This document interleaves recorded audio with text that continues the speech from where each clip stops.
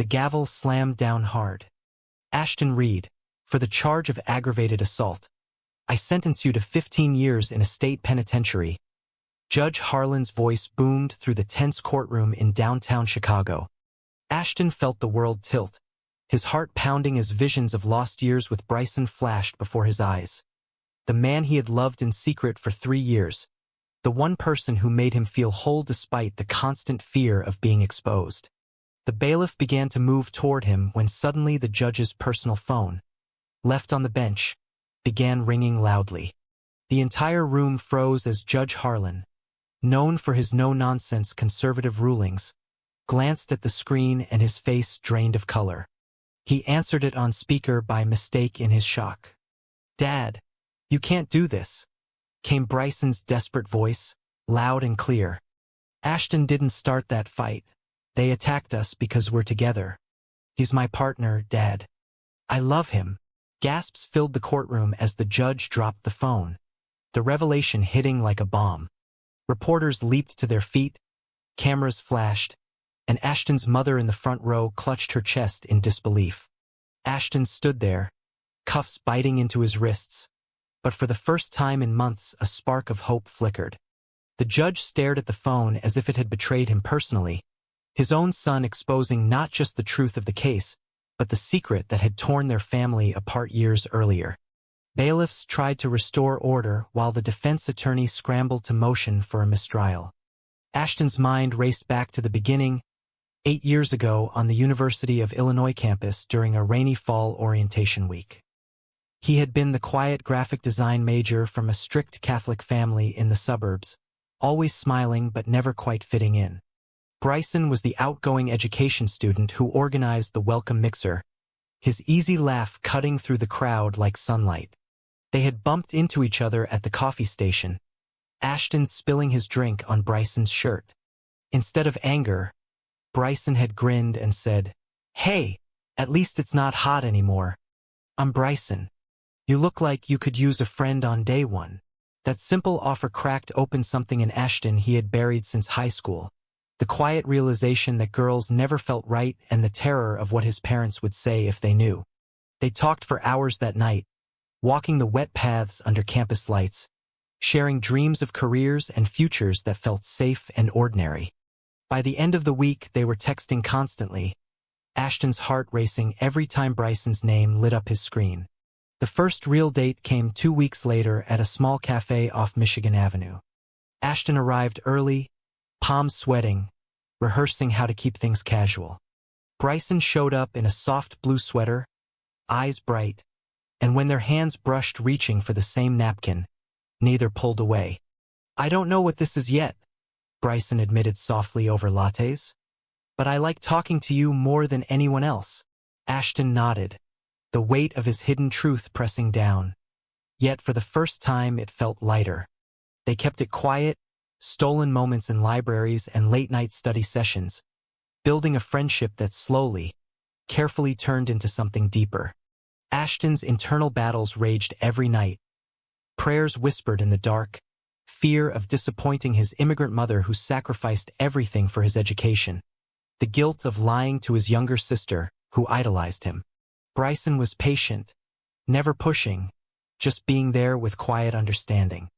"We don't have to label it until you're ready," he would say during their walks along the lakefront. Those words gave Ashton the courage to breathe. But the world outside their bubble kept knocking. A roommate once joked about roommate goals after seeing them study together, and Ashton laughed it off while his stomach twisted. The phone call still echoed in the courtroom now, pulling him back to the present. Judge Harlan had regained composure enough to adjourn for the day, but the damage was done. Whispers of the judge's son rippled through the crowd as Ashton was led away. Yet he carried a strange peace knowing Bryson had finally stepped into the light for him. The next hours blurred, holding cell, cold bench, mind replaying every choice that led here. He thought of the night they first said, "I love you." Under the stars at a quiet park bench, Bryson's hand warm in his. That memory anchored him as the reality of 15 years loomed. But the phone call had changed everything, and somewhere in the chaos, Ashton dared to believe their story wasn't over yet.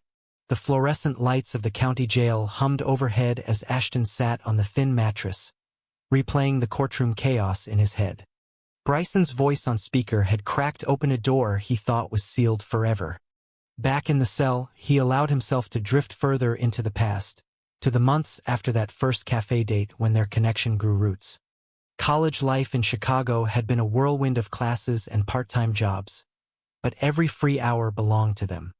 They explored the city like teenagers, Art Institute on free days, hidden bookstores in Wicker Park, quiet dinners where they talked about everything except the future.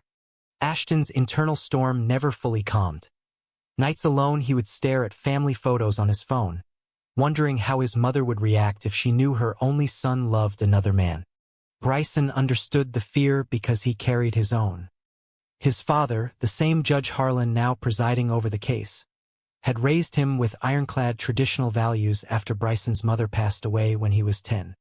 Be a man who stands for what's right, the judge would say at dinner, never imagining what right would look like for his son. Bryson had come out to his dad at 19 in a tear-filled argument that ended with slammed doors and months of silence. They spoke again eventually, but the distance remained. Polite conversations that avoided anything real.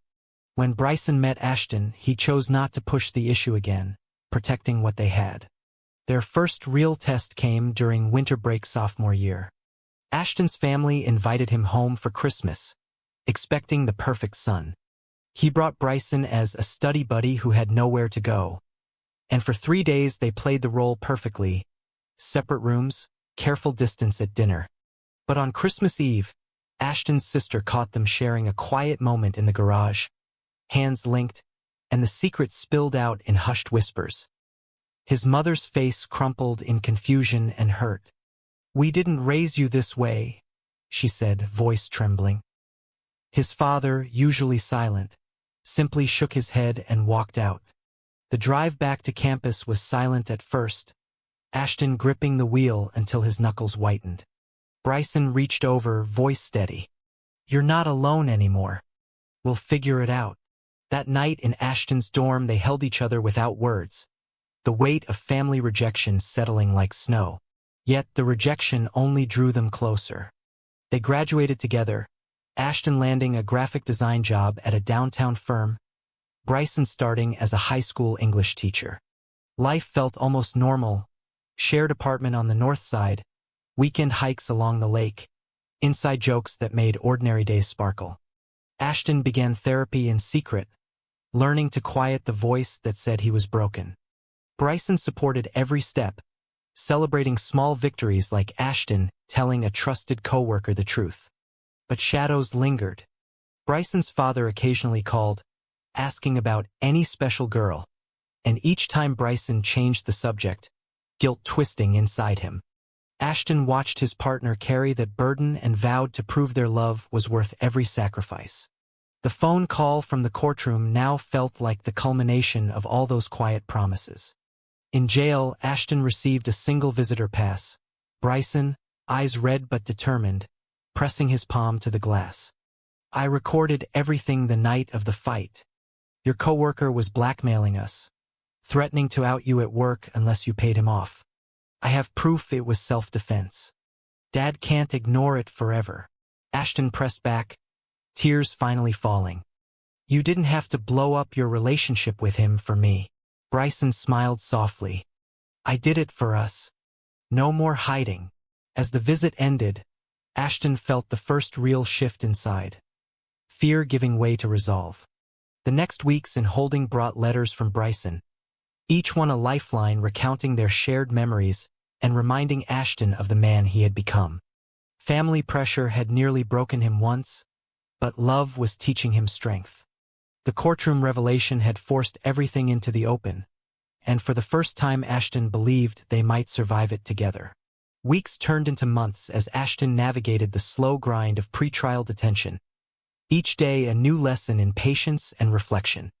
Letters from Bryson arrived regularly, filled with stories of his classroom and updates on the case. The firm had fired Ashton quietly after the arrest, but Bryson kept his teaching job despite whispers in the staff lounge. Society's judgment pressed in from every side. Old friends who suddenly stopped replying, neighbors who crossed the street when they saw Bryson alone. Yet Bryson wrote, "Their opinions never defined us. We define us." Those words became Ashton's anchor. His mind wandered back to the years after college when corporate life tested them hardest.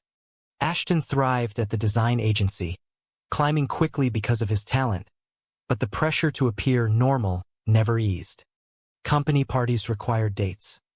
He brought Bryson as a roommate until one too many awkward questions forced a quiet decision to skip events altogether.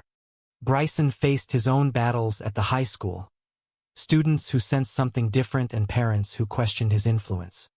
One parent-teacher conference turned ugly when a mother accused him of pushing an agenda, forcing Bryson to defend his professionalism while hiding the truth about the man waiting at home. The breaking point came during a family reunion at Bryson's father's house. Judge Harlan had softened slightly over the years, inviting them both under the pretense of catching up. Ashton arrived nervous but hopeful, only to feel the old tension the moment the judge asked about future plans. "Any thoughts on settling down with a nice girl?" The question hung heavy. Bryson finally snapped, "Dad, I'm with Ashton. We're together. This is who I am." The judge's face hardened into the same mask he wore on the bench. "You're throwing your life away." The evening ended in raised voices and slammed doors, leaving Bryson shattered in the car afterward. Ashton held him through the tears, whispering promises that they would build their own family one day. Workplace stress compounded everything. Ashton's boss noticed his distraction and pulled him aside. Personal issues affecting performance? The coded warning pushed Ashton to overwork, hiding late nights and weekend projects to prove his value. Bryson supported him with home-cooked meals and quiet encouragement, but the toll showed. Arguments over small things, nights when Ashton pulled away, terrified that his secret would cost them both everything. One night after a particularly bad fight, Ashton sat alone on their balcony overlooking the Chicago skyline, questioning if love was enough against the world's weight. Bryson joined him eventually, taking his hand. "We choose each other every day. That's what matters." That choice became their quiet rebellion.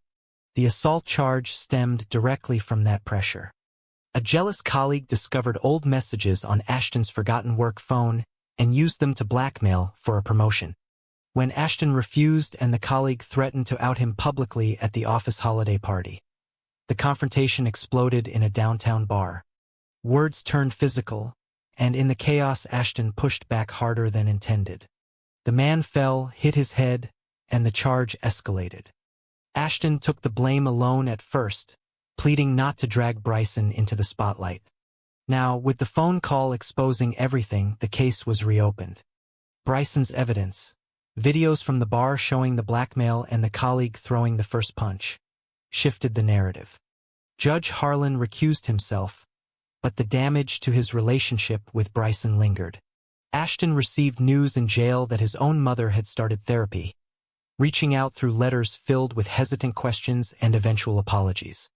Societal prejudice had isolated them, but the truth was forcing connections they never imagined. Each decision, coming out, fighting the blackmail, trusting the system, carried consequences, yet Ashton felt himself growing stronger. The boy who once hid in shadows was learning to stand in the light, even if it burned. Bryson's unwavering support reminded him daily that growth came from choosing love over fear. The courtroom storm had only just begun, but their foundation was holding. The retrial date approached like a gathering storm, media vans lining the courthouse steps each morning. Ashton's lawyer worked tirelessly with Bryson's evidence, filing motions that slowly dismantled the original charges. In his cell, Ashton replayed the night of the incident over and over, searching for the moment everything changed. It had started innocently enough, a company happy hour at a popular Loop bar where colleagues celebrated a big client win. Ashton had brought Bryson for the first time, introducing him simply as his partner to a few trusted coworkers. The colleague who had been blackmailing him arrived late, eyes narrowing at the sight of them together. Words were exchanged in the parking lot afterward, threats about exposing Ashton's lifestyle, to upper management unless the promotion went through.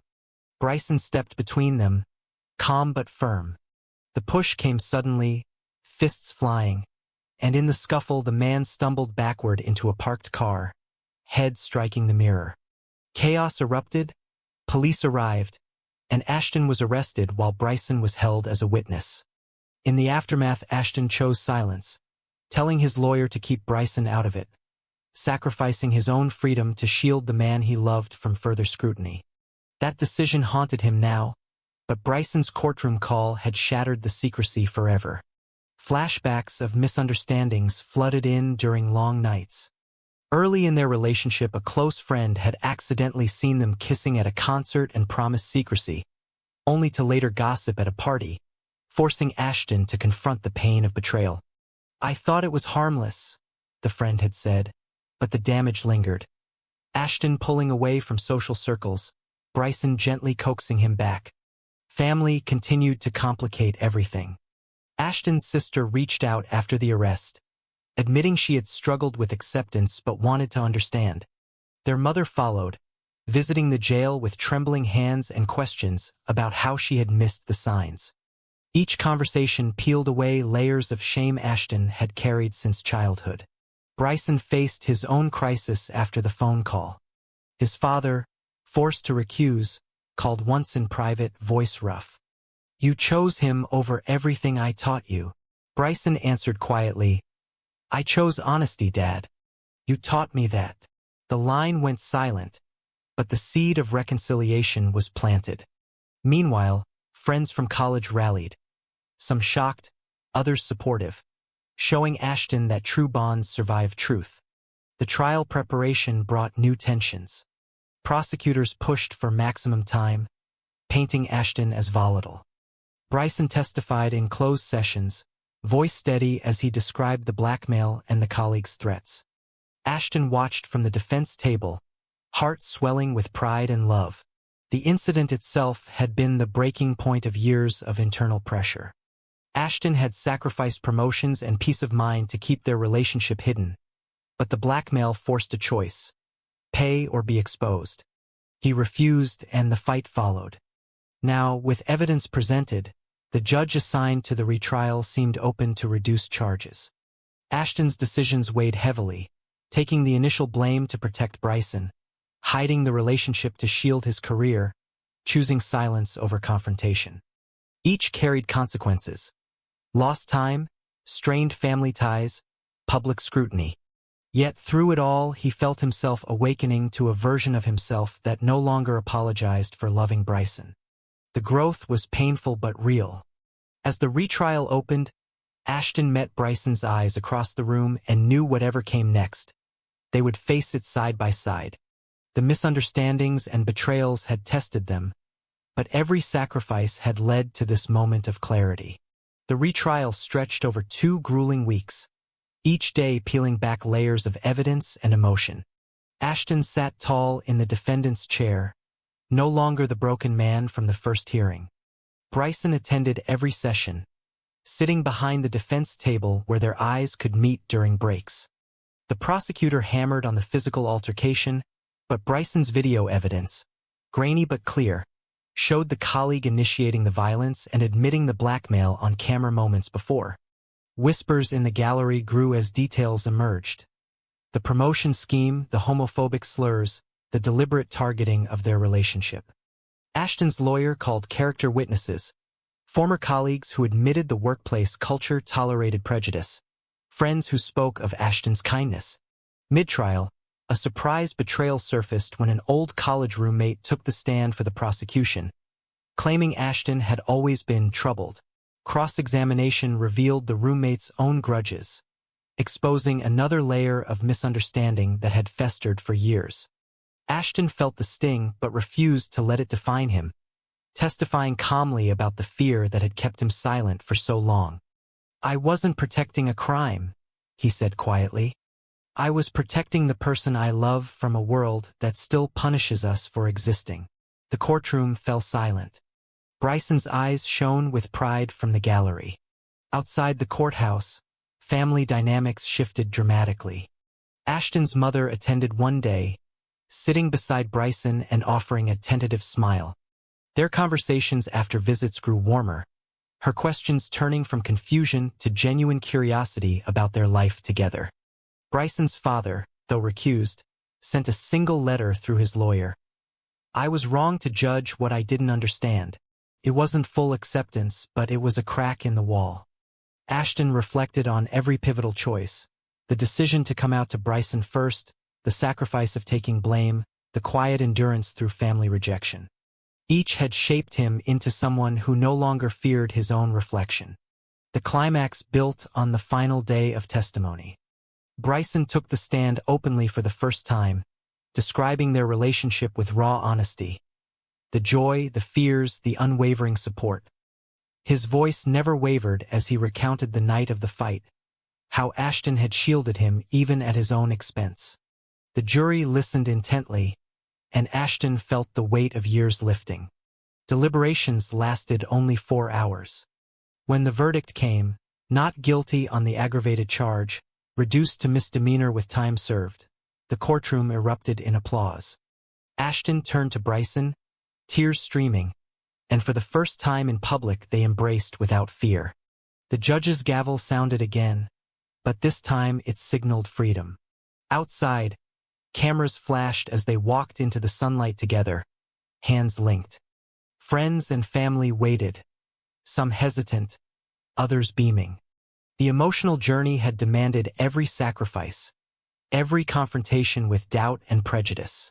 Ashton had grown from the closeted young man who once hid to the confident partner who stood tall. Bryson's bravery in the courtroom had sparked it all, proving that love could rewrite even the harshest sentences.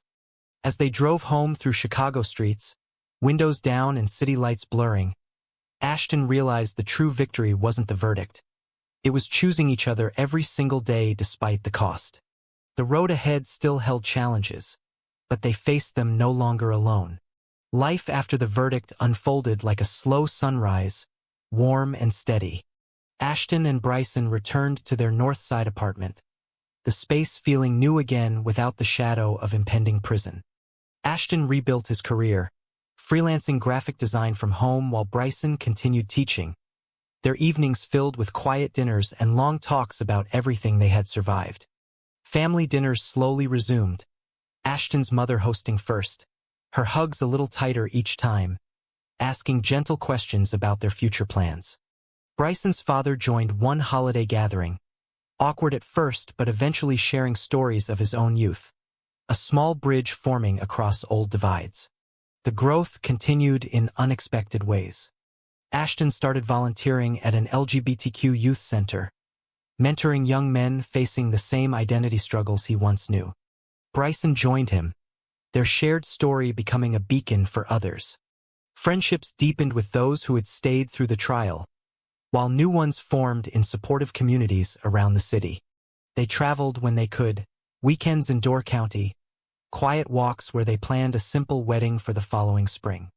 Every decision now carried the wisdom of past consequences. Openness instead of silence, support instead of isolation. Ashton no longer woke with the old dread. Instead he reached for Bryson's hand each morning, grateful for the man who had risked everything.